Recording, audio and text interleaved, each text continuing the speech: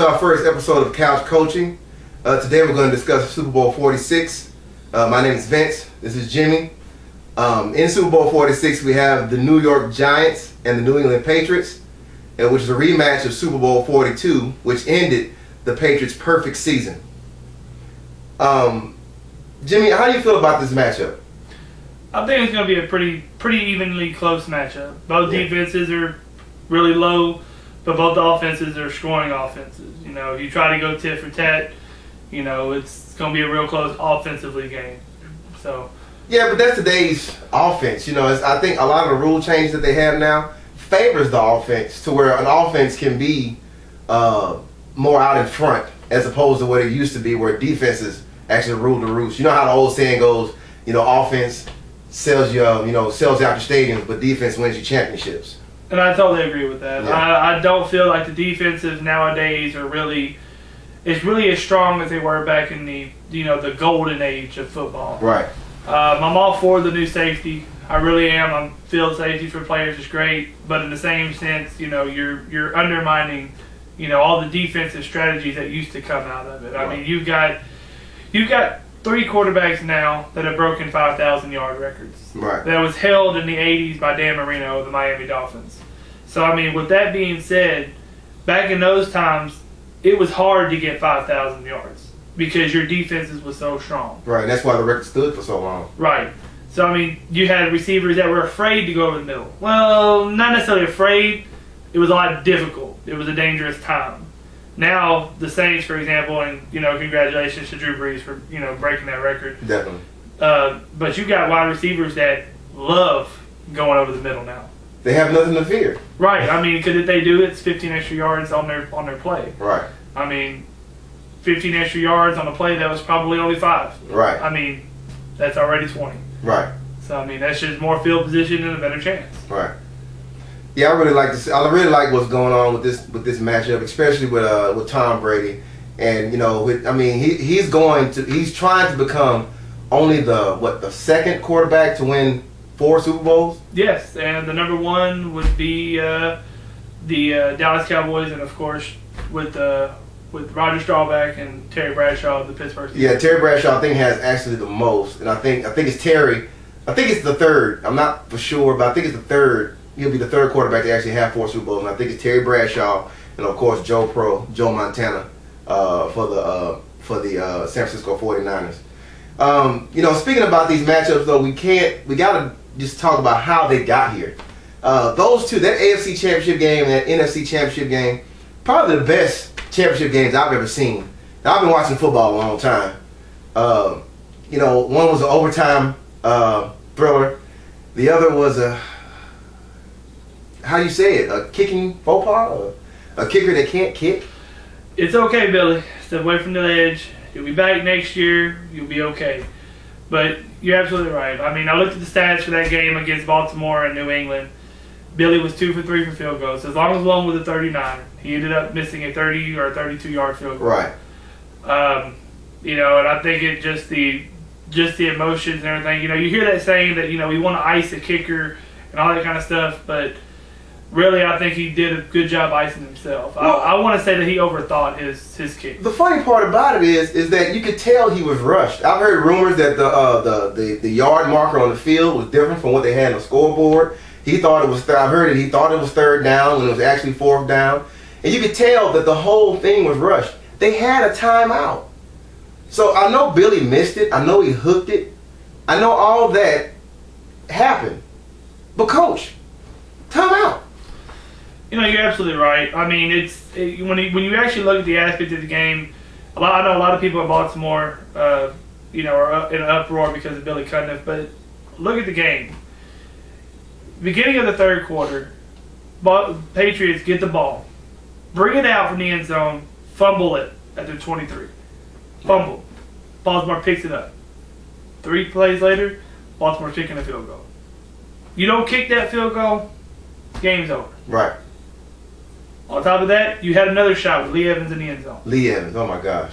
Touched you, hands are in it, it's in your pocket. On your numbers where every quarterback wants to throw it. It wasn't too low, wasn't too high. Catch that ball, game over. And the killing part about it was he had to catch. Bring it all the way in. Yeah. Bring it all the way in. If you bring that ball all the way in, again, I'm on the couch, I'm coaching. I've never been a receiver. I played one before, but I've never been a receiver on any level. But I do know that you got to bring the ball in. You have to completely secure the catch. And so if he gets that other foot down, Billy Cundiff is not a problem. The fact they didn't use a timeout is not a problem. So I really liked it when Ray Lewis came to the his players, his co-workers' defense, and saying that, look, we win as a team and we lose as a team. You can't blame this on Billy. They had plenty of opportunities to make plays to win the game, and it just didn't happen for him. I totally agree, and I do respect that a lot out of Ray Lewis. Right. Terrell Suggs and all the guys in Baltimore that just stood behind Billy Cundiff and said, look, don't hang your head. We lose as a team, we'll win as a team. Right. And I do feel that way. Now, away from that, let's go to the NFC side. I was just thinking the same thing. San Francisco and New York Giants. What are your thoughts about that game? Well, it was a great game. I really hate that it came down, and I know everybody wins the team and you lose as a team. And I kind of feel sorry for Williams, but then I kind of don't, because he was filling in for Ted Ginn, who was hurt. He was injured and couldn't play, and that's their normal returner. And I can forgive him to a certain extent for the fumble that he made in overtime.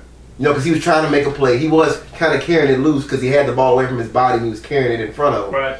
But he was trying to make a play. And if you really look at that play, he had a lane. No, he did. He had a lane, and he was trying to make a play. The one that I just can't excuse is you let the ball bounce off your knee when he was fielding a punt. Get away from it.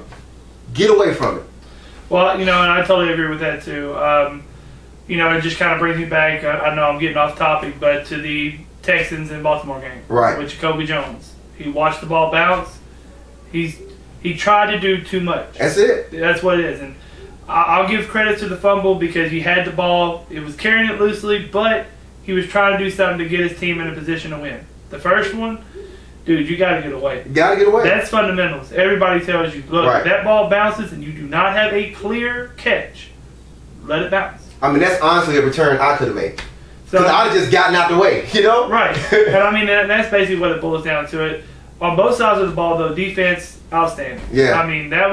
I love to see those kind of games when Yeah. it comes down to a defensive struggle because, no offense to Alex Smith, Jim Harbaugh and his offense that he's got going on, I really feel that, Alex Smith was really as far as he could possibly go because you don't hit your wide receivers until the fourth quarter. Right. You can't win.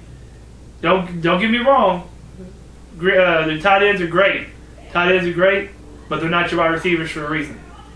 You got to get to the wide receivers. So. Yeah. So what we're gonna do here right now, again, we open it up. We're talking about the matchups, the AFC and NFC championship games. In our next segment, we're gonna break down the defenses. And again, these teams have seen each other before. They actually played earlier this season, where the Giants won their first matchup, and they also played in the preseason. So this is their third time seeing each other. But we cannot forget that they saw each other in the Super Bowl. And at that time, the Patriots were running a 3-4 defense, and the Giants were running a 4-3. So what we're going to do next is we're going to show you the differences between a 3-4, because sometimes the Patriots run a hybrid type defense. So we're going to show you the differences between a 3-4 and a 4-3 defense, and also try to break down some of the mismatches that both teams are looking for.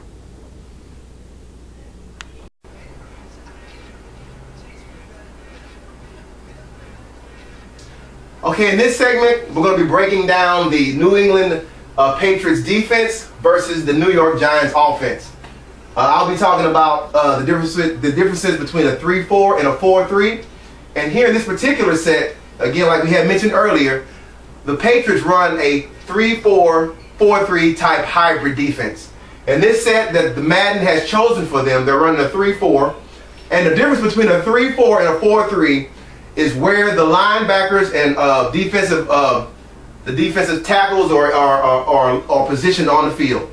So in this particular set, this is a 3-4, and you have 3 down linemen. You have your outside lineman here, which I believe is the right end.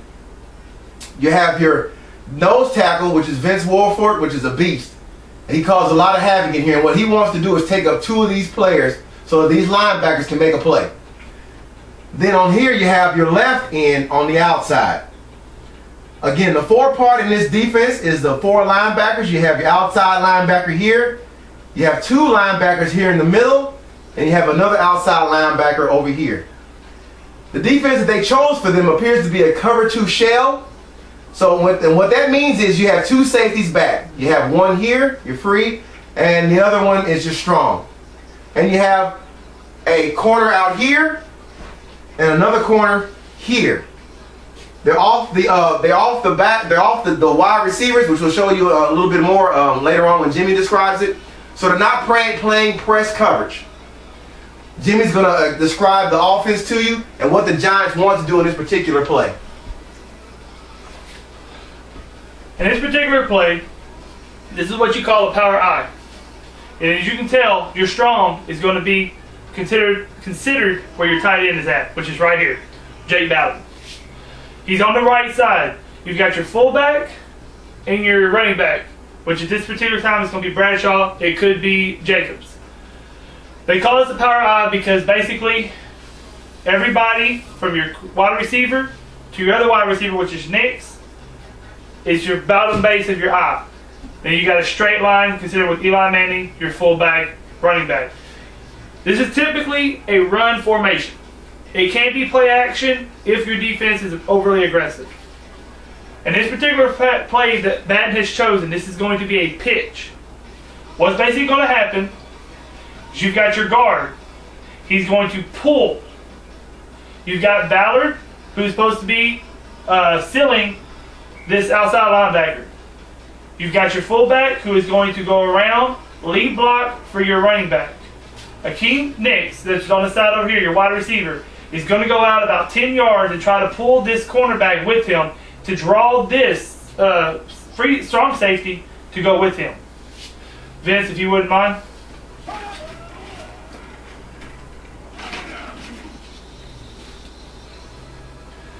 Alright, now what we're going to do is go ahead and put in instant replay to go ahead and show you exactly what happened. Alright, as I mentioned, this is your pulling guard. This is your tight end, Jake Ballard. Alright, this is your fullback right here in front of Bradshaw. Alright, Vince. As you can see, go ahead and stop it real quick. Here's Jake Ballard. Here's your fullback, which is your lead blocker. Here's your pulling guard. This is the outside linebacker. This is your strong safety. This is your cornerback. As you can tell, this play started on the 30-yard line. He is about 5 yards. Hakeem Nix is right here. He's going to pick up this strong safety.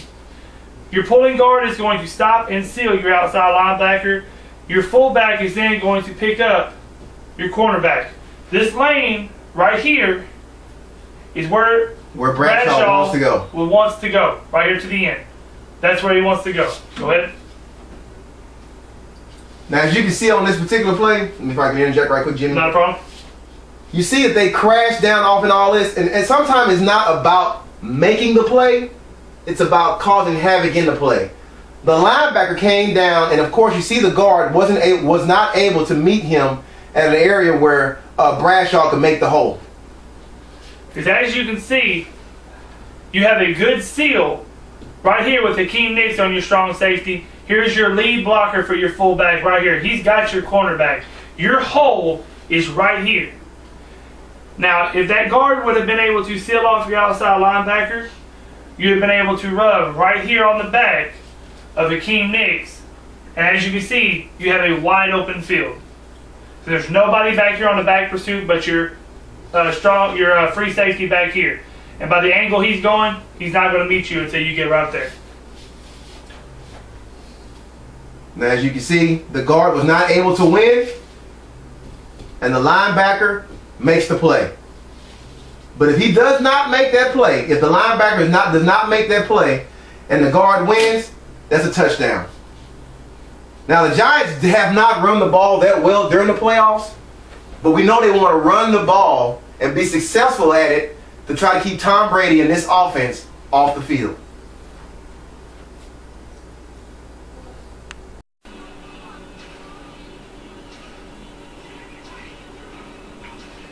Okay, in this segment, this time we're going to be breaking down the New York Giants defense and the New England Patriots offense.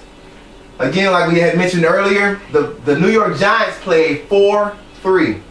And again, the difference between a 4-3 and a 3-4 is lineman positioning and linebacker positioning. So here you have four linemen.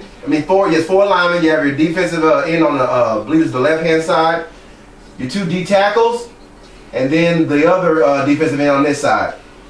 You have three backers, one here, the middle linebacker, and the outside linebacker.